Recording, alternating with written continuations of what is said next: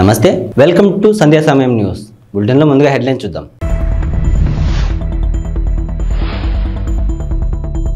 వచ్చేసిన AP inter ఫలితాలు ఈసారి కూడా బాలికల టాప్.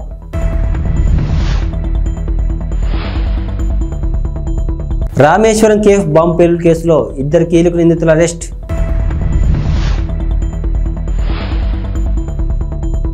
సెంటిమెంట్ కారణంగానే గతంలో కేసీఆర్ గెలిచారు, రేవూరి ప్రకాష్ రెడ్డి.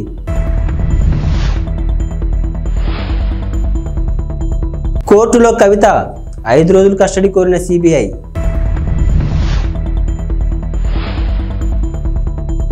భద్రాద్రిలో 14న శ్రీరామ రక్షా స్తోత్రం ఆవిష్కరణ, నవమి నాడు భక్తులకు పంపిణీ.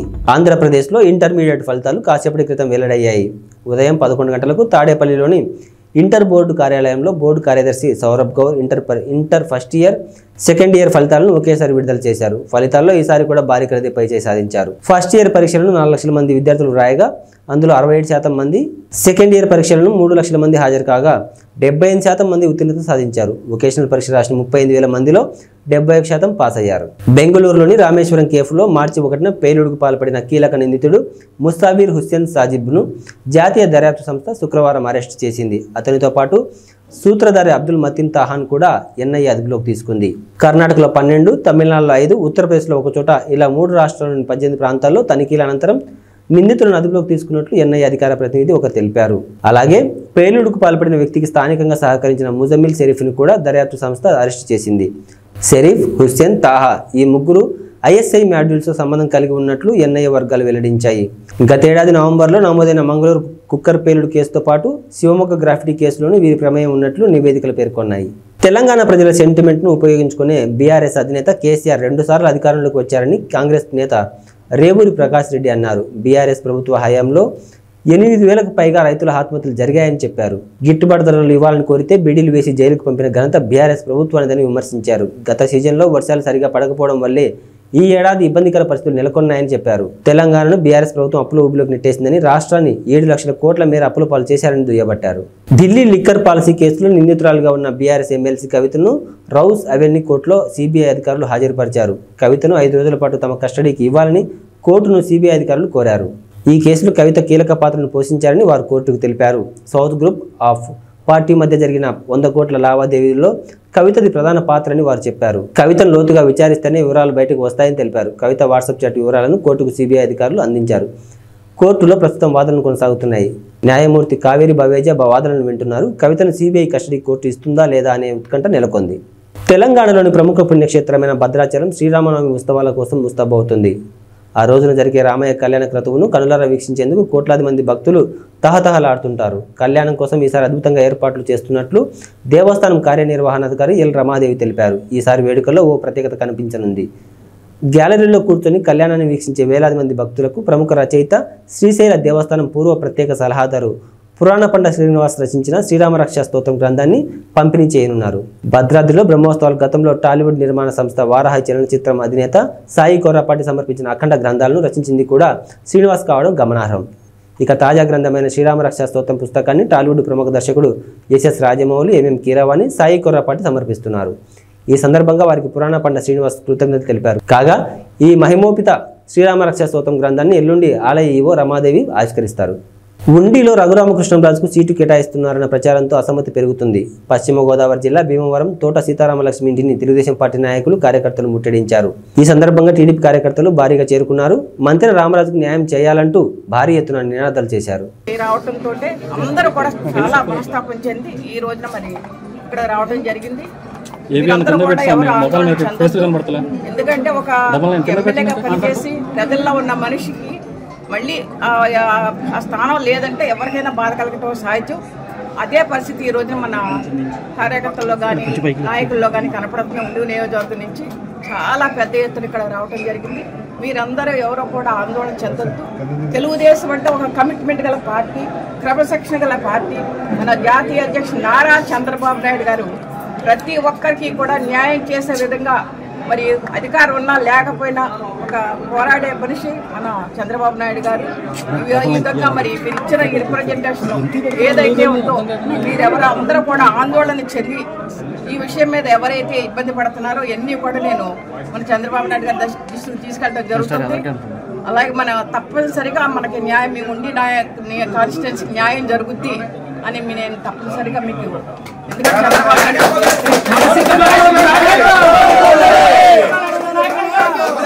పెరవలి మండలం కానూరు గ్రామంలో గడప గడప కార్యక్రమంలో నిడదవోలు నియోజకవర్గ ఎమ్మెల్యే శ్రీనివాస నాయుడు తనయుడు వరుణ్ సాయి పాల్గొన్నారు. ఈ సందర్భంగా వరుణ్ సాయితో పాటు గ్రామ సర్పంచ్, గ్రామ ఎంపీటీసీ, గ్రామ పార్టీ అధ్యక్షులు, బూత్ కన్వీనర్లు, గృహ సారథులు, వైఎస్ఆర్సీపీ నాయకులు, కార్యకర్తలు పాల్గొన్నారు.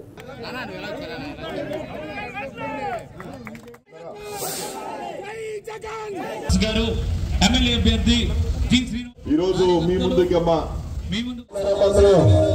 నమస్తే అమ్మా, నేను మన ఎంపీ అభ్యర్థి అమ్మా గూడూరు శ్రీనివాస్ గారు ఇద్దరం కూడా మీ ముందు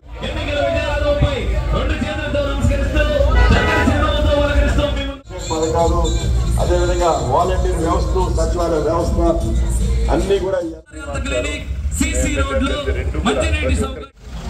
వెరీ గుడ్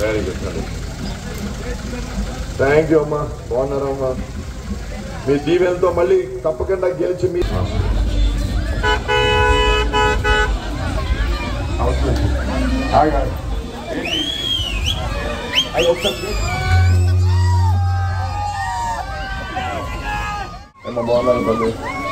ఎలా ఉన్నారు?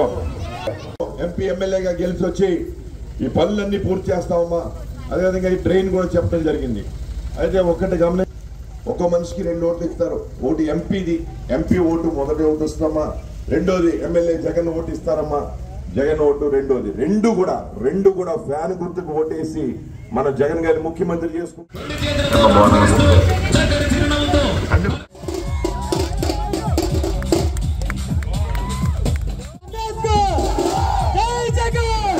పశ్చిమ గోదావరి జిల్లాలో గతంలో నిర్వహించిన వారాహి యాత్రలో తణుకు టికెట్ విడివాడ రామచంద్రరావుకి పవన్ కళ్యాణ్ ప్రకటించారు. అయితే పొత్తులో భాగంగా తణుకు టికెట్ను టీడీపీ అభ్యర్థికి ప్రకటించిన వైనం అక్కడ చోటు చేసుకుంది.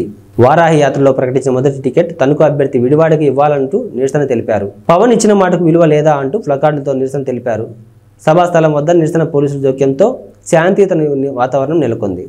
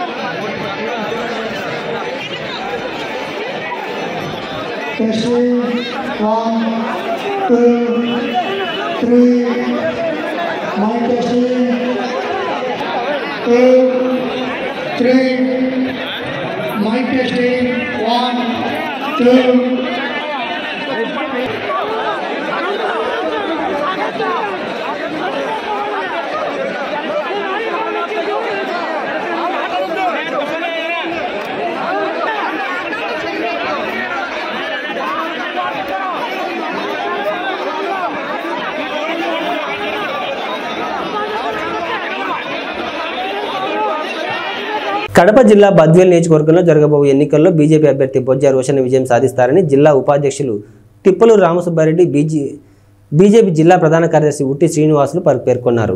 ఈ సందర్భంగా మాట్లాడుతూ రంజాన్ పండుగ సందర్భంగా ముస్లిం సోదరులకు శుభాకాంక్షలు తెలిపారు. జరగబోయే ఎన్నికల్లో బద్వేల్ నియోజకవర్గంలో తెలుగుదేశం, జనసేన పొత్తులో భాగంగా 3 ప్రధాన పార్టీల కలయికతో ఈ ఎన్నికల్లో విజయం సాధిస్తామని ధీమా వ్యక్తం చేశారు. పొత్తులో భాగంగా బద్వేల్ టికెట్ బొజ్జ రోషన్ను కేటాయించినందుకు బీజేపీ అధిష్టానానికి కృతజ్ఞతలు తెలిపారు.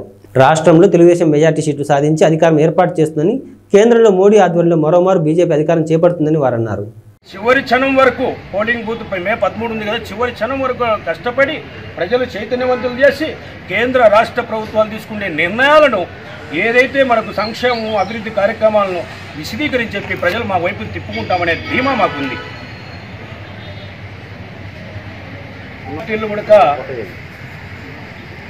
కొంచెము భారతీయ జనతా పార్టీకి, జనసేన పార్టీకి కొంచెం సంఖ్యాబలం తక్కువ ఉంది నియోజకవర్గంలో. ఇది మీకు అందరికీ తెలిసిందే. ఎందుకంటే ప్రధాన ఏదైతే జిల్లా జనరల్ సెక్రటరీలు, మండల పార్టీ అధ్యక్షులు, మండల బూత్ లెవెల్ కమిటీలు ఉన్నాయి, కానీ సంఖ్యాబలం తెలుగుదేశం కన్నా మాకు తక్కువే ఉంది ప్రజెంట్ ఉండే సిచ్యువేషన్లో. కాకపోతే వారు కూడా మా మిత్రులే కదా, వాళ్ళు మేము అందరం కలిసి సూపర్గా మేము ప్రచారం చేసుకుంటూ పోతున్నాం. అందరికీ ఎక్కడ కూడా మాకు విభేదాలు కానీ ఎలాంటివి కూడా లేవు. ఇది చాలా సంతోషకరం. బద్వేలు నియోజకవర్గానికి శుభపరిణామం. రైల్వే కోడూరు మండలం రెడ్డివారిపల్లి పంచాయతీ గాంధీనగర్ గుండాలపల్లి సింగిరివారిపల్లి నందు రైల్వే కోడూరు కూటమి ఎమ్మెల్యే అభ్యర్థి అరవ పలువురు నాయకులు కలిసి ఇంటింటి ప్రచారం నిర్వహించారు. ఈ సందర్భంగా ప్రజలకు బాబు పథకాల గురించి క్షుణ్ణంగా వివరించి చెప్పారు. ఈ కార్యక్రమంలో నాయకులు కార్యకర్తలు పాల్గొన్నారు. MP sir Kiran Kumar sir, ఆయన గుర్తు వచ్చేసి కమలం గుర్తు. ఈ రెండు మీరు ఓటేస్తే చంద్రబాబు నాయుడు సీఎం అవుతారు. ఆయన వెంటనే మీ ఇంటికి ప్రతి సంవత్సరం 3 సిలిండర్లు ఫ్రీ వస్తాయి. చదువుకునే పిల్లలు ఉంటే 2 నెలలకు 30,000 వస్తుంది, 3 ఉంటే 45,000 వస్తుంది. పెద్దవాళ్ళకి ఎవరు ఉన్నారా ఇంట్లో మీదేనా? మీకు ఆమెకి అక్కకి అయితే ప్రతి నెల 500 రూపాయలు ఆ అకౌంట్లో పడుతుంది ప్రతి మహిళకి. వచ్చేసి గ్లాస్ గుర్తున్నా MP sir Kiran Kumar sir, ఆయన గుర్తు వచ్చేసి కమలం గుర్తు. ఈ రెండు మీరు ఓటేస్తే చంద్రబాబు నాయుడు సీఎం అవుతారు.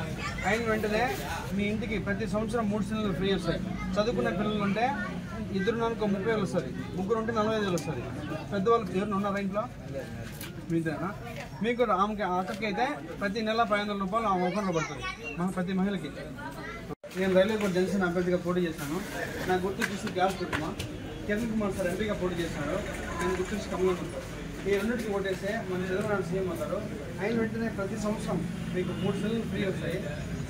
పెద్దవాళ్ళు ఎవరైనా ఉంటే 3,000 పెన్షన్ వస్తాయి. ఎడ్యుకేషన్ చదువుకున్న వాళ్ళ పిల్లలు ఏమైనా ఉంటే ప్రతి సంవత్సరం 5,000 వస్తాయి కదా. ఎంతమంది ఉంటే అంతమందికి 5,000 లెక్కన మీ అకౌంట్లో పట్టాము. తప్పకుండా గ్యాస్ గారికి కమలం గుర్తు పోటీ. పాణ్యం నియోజకవర్గం నుండి కల్లూరు శ్రీ చౌడేశ్వరి సుంకులా పరమేశ్వరి అమ్మవారి జాతర సందర్భంగా కల్లూరు రైతు సంఘం ఆధ్వర్యంలో వివిధ ప్రాంతాలకు చెందిన ఎద్దులతో బండలాగుడు పోటీ కార్యక్రమాన్ని నిర్వహించారు. ఈ సందర్భంగా వారు మాట్లాడుతూ ఇది ఒక ఆనవాయితీగా వస్తుందని, ప్రతి సంవత్సరంలాగే ఈ సంవత్సరం కూడా అత్యంత అద్భుతంగా జరుగుతుందని, ఇందుకు సహకరిస్తున్న ప్రతి ఒక్కరికి ప్రత్యేక ధన్యవాదాలు తెలియజేశారు.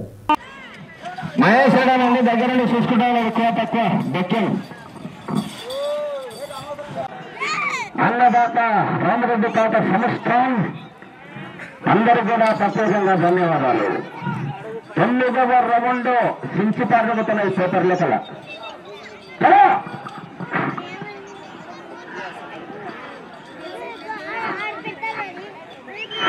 50 మళ్ళీ కిందనే 45 మొత్తం కొట్టాలని పెట్టినాడు. మళ్ళీ 7 వస్తుంది 95 కొట్టాడు స్టార్ట్.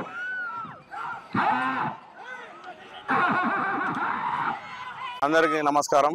ఈరోజు కల్లూరు గ్రామంలో ఉగాది పండుగ సందర్భంగా రాజదూర పందెం రైతు సంఘం ఆధ్వర్యంలో నిర్వహించడం జరుగుతుంది. ఇందుకు సహకరిస్తున్న దాతలకు కీర్తిశేషులు ఈశ్వరప్ప గారి కుమారులు బి పవన్ గారికి, సాగర్ గారికి, 2వ బహుమతి బెక్కం ఐశ్వర్య రైతు సంఘం అధ్యక్షులకి, మరియు 3వ బహుమతి బిద్రుకోట మొనప్ప గారికి, 4వ బహుమతి దొగురు రాముడు గారికి, 5వ బహుమతి మాలిక్ భాష గారికి, 6వ బహుమతి మద్లేడి గారికి మా హృదయపూర్వక ధన్యవాదాలు. అలాగే ఈ రోజు జరిగే కార్యక్రమాన్ని రైతులు మరియు గ్రామ ప్రజలందరూ దిగ్విజయంగా పూర్తి చేయాలని నా మనస్ఫూర్తిగా కోరుతున్నాను. రాబోయే రోజుల్లో మంచి వర్షాలు కురిసి రైతులు పాడి పనులతో సుభిక్షంగా ఉండాలని నా మనస్ఫూర్తిగా కోరుతున్నాను.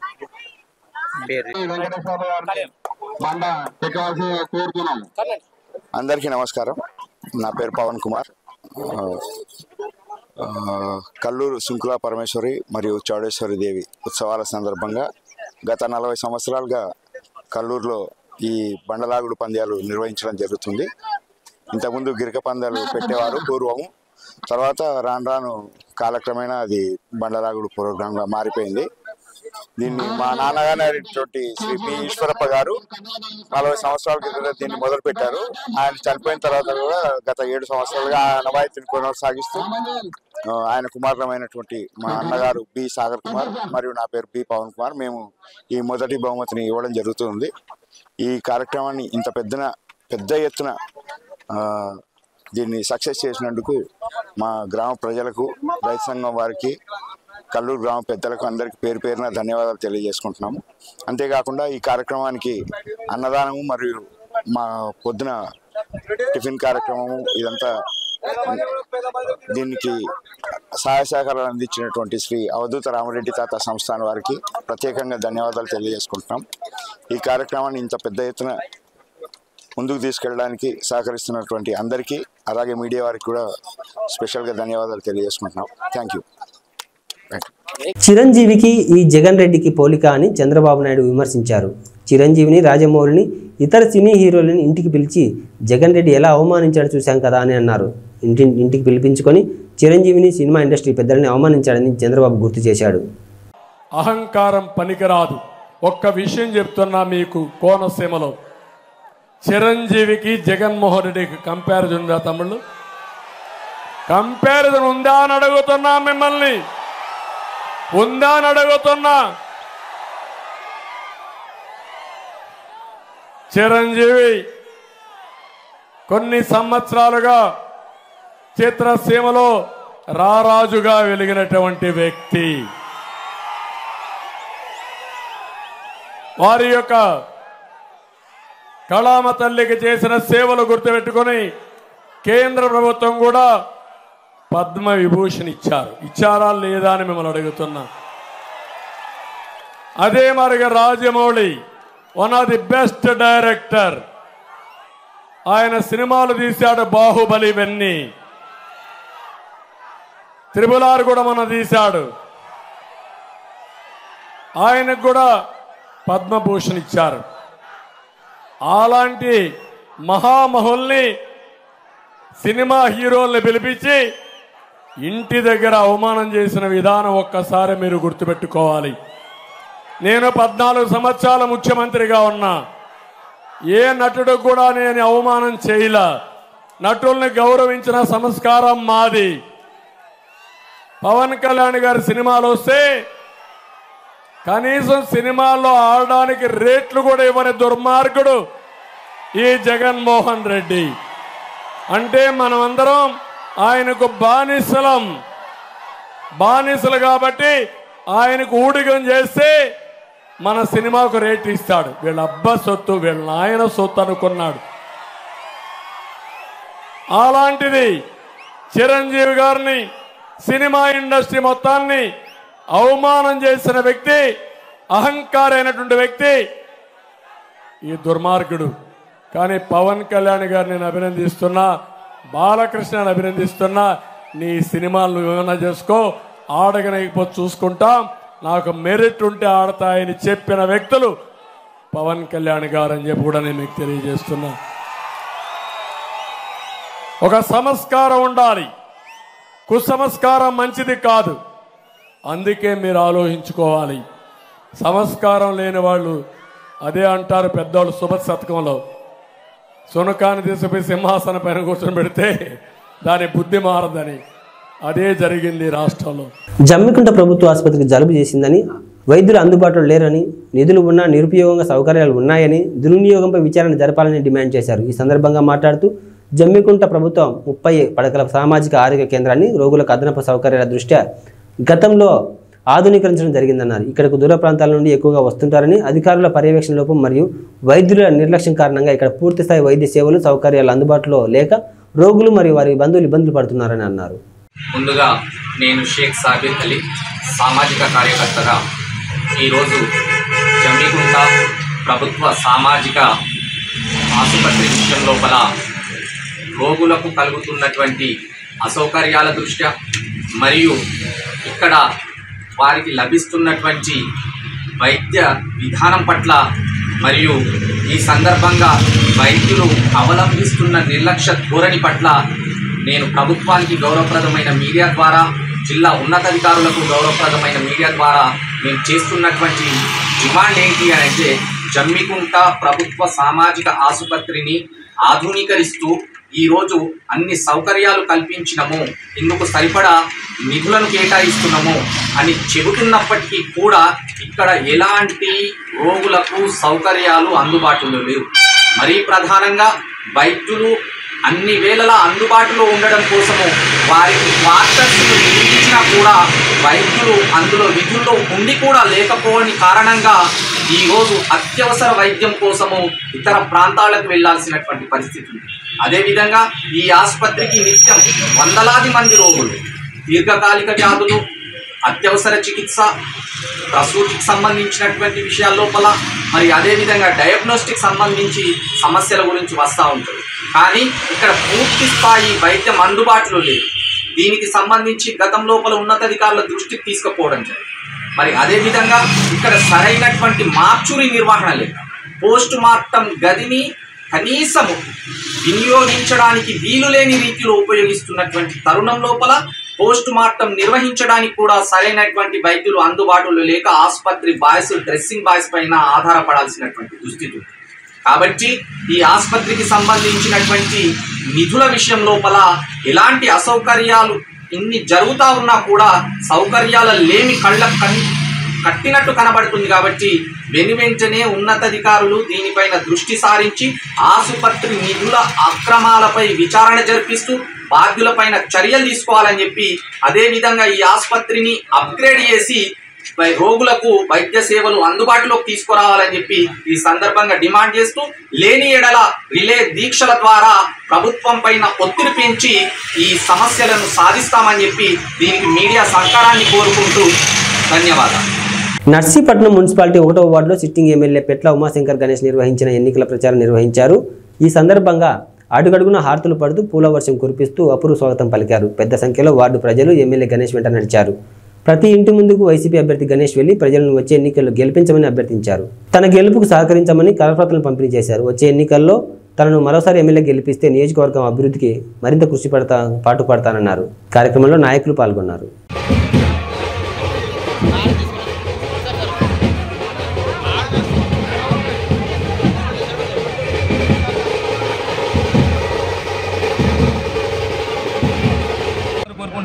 రేపు ఎట్టి బస్సులు కూడా మే 13 జరిగే ఎన్నికల్లో బ్రహ్మాండ మెజార్టీతో ఇక్కడ 30,000 పైగా మెజార్టీతో ఇక్కడ నర్సీపట్నం నియోజక ప్రజలు మరి వైఎస్ఆర్ కాంగ్రెస్ పార్టీ జెండా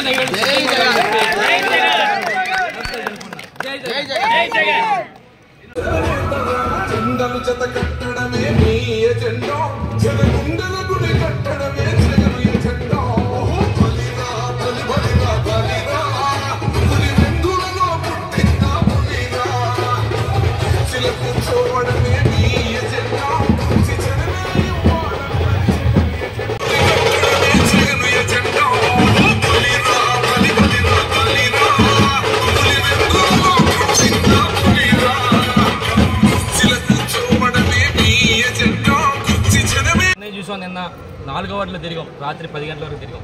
అంటే ఎంత విపరీతం అంటే బ్రహ్మాండంగా జగనన్న ముఖ్యమంత్రి చేసుకోవాలని చెప్పి ప్రతి ఒక్కరు కూడా ప్రతి ఇంటి దగ్గర నుంచి కూడా బయటకు వచ్చి మరి జగనన్న ముఖ్యమంత్రి చేసుకోవాలని చెప్పి పెద్ద ఎత్తున నిరాధనలు పలికారు రాత్రి కూడా. అదేవిధంగా ఇప్పుడు ఉదయం నుంచి కూడా 1వ వార్డులో కూడా మరి బ్రహ్మాండంగా చేస్తాం. ఎందుకంటే ఈరోజు చూస్తే ఈ వార్డులో మరి గత తెలుగుదేశం ప్రభుత్వంలో చేయలేని రోడ్లన్నీ కూడా ఈరోజు బ్రహ్మాండం రోడ్లు కూడా ఇక్కడ వేసాం. అంటే ఒక 5 సంవత్సరాలు మాకు టైం ఇస్తేనే బ్రహ్మాండం రోడ్లు వేసామన్న సంగతి మీ ద్వారా తెలియపరుస్తూ ఒకసారి అందరూ తెలియపరచాలి. నిన్న మొన్న మరి అయ్యన్న పత్రిక మాట్లాడుతూ ఉంటాడు, చాలా పెద్ద మాట్లాడతాడు. నేను అవినీతి పరుని కాదు, ఒక్క పైసా చేయలేదు అని చెప్పి అంటాడు. ఈరోజు ఆయన అవినీతి పరుడా కాదని చెప్పి ఈరోజు మన నర్సీపట్నం నియోజకవర్గం కాదు రాష్ట్ర వ్యాప్తంగా ప్రజాపం చేసి కొన్ని వందల కోట్ల రూపాయలు తెలుగుదేశం పార్టీ హయాంలో మరి తెలుగుదేశం ప్రభుత్వంలో మంత్రిగా చేసి కొన్ని వందల కోట్ల రూపాయలు ఒక 200 ఎకరాల రిసార్ట్స్ కానీ 100 ఎకరాల బినామీలు కానీ కొన్ని పెద్ద పెద్ద బిల్డింగ్స్ కానీ ఇలాగా ఎన్నో వందల కోట్ల రూపాయలు ఆస్తిపరుడు. ఈరోజు నిన్న కూడా చెప్పాను నేను 1994లో అందరూ డబ్బులు కూడి ఒక జీప్ ఇస్తే ఈరోజు ప్రతి ఇంటికి కూడా జీప్ ఇచ్చే పరిస్థితి అయిన పద్ధతికి వచ్చిందని చెప్పి నిన్న కూడా చెప్పడం జరిగింది. మరి నేను ఒకటి చెప్పాలి, ఇందులో మెయిన్ ముఖ్యంగా ఒక స్కామ్ కూడా ఉంది. తెలుగుదేశం ప్రభుత్వ హయాంలో 2015లో నారావారి లెక్కర్ స్కామ్ అని ఒక లెక్కర్ స్కామ్ ఉంది. ఇదేంటంటే తెలుగుదేశం ప్రభుత్వ హయాంలో అసలు ఎక్సైజ్ పాలసీనే మార్చేసి ఈయనకి ఒక విశాఖ డెస్టిలరీస్ అని చెప్పి ఒక మందుల ఫ్యాక్టరీ ఉంది. మందు ఫ్యాక్టరీ అంటే అక్కడి నుంచి మందు తయారయ్యి మరి బీర్లు ఫ్యాక్టరీకి వెళ్తుంటుంది అక్కడ పందిరిపాలెంలో.